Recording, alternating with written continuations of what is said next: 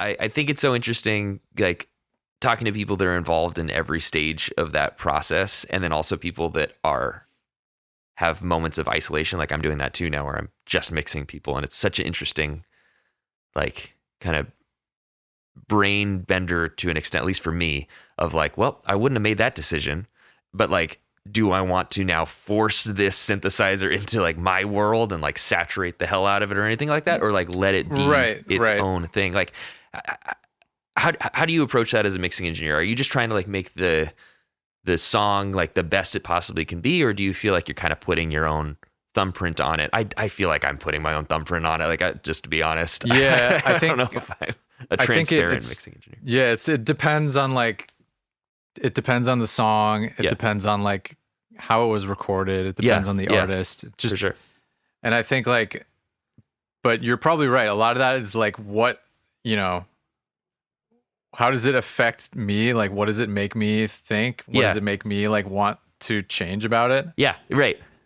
But yeah, I mean, I do spend a lot of time A/Bing with the rough mix that came to me. That's smart. Yeah, totally. I do that too. Because you know, I feel like everybody spends a lot of time on their stuff before you get it. Exactly. And you just want to make sure that you're not taking away any of the magic that was there. Right.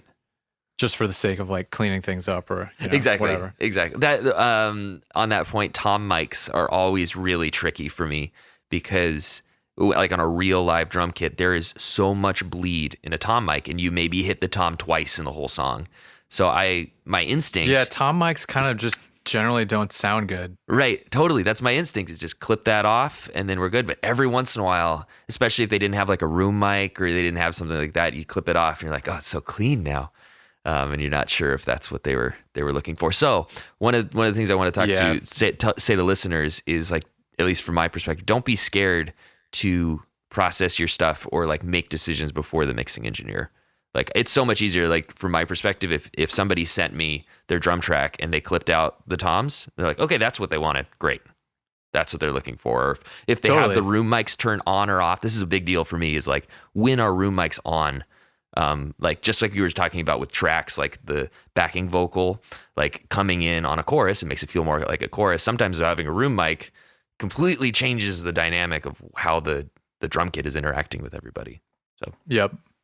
Yeah, I mean, yeah, like, send us less tracks, like, make decisions. Yeah, exactly. You know, people are scared, and I was too, and I get it, because you don't want to like mess up, because you think, okay, the mixing engineer knows more, and yeah, a lot of times they will in terms of like very specific technical things. Yeah, but you also know like what sounds good. Exactly. If it sounds good, it is. Yeah, good. That's it. I hyperpop has been really fascinating to me, because it is like the ultimate expression of if it sounds good to you, it's good. Like, my mastering engineer friend, he said that he was sent something that was clipping the like not unlimited. It was clipping the Logic thing by like 24 dB or something like that. And he's like, that's what he wanted. So then he mastered that, and it sounds unlike anything I've ever heard, because it is intentionally insane.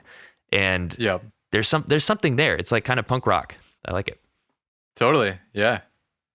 So like, make decisions, and your mastering engineers will know which path, because there are like infinite paths for us to take. Yep. It's good for you to point us in the right direction, because, oh man, does it suck when you're like, no, you got to do it all over.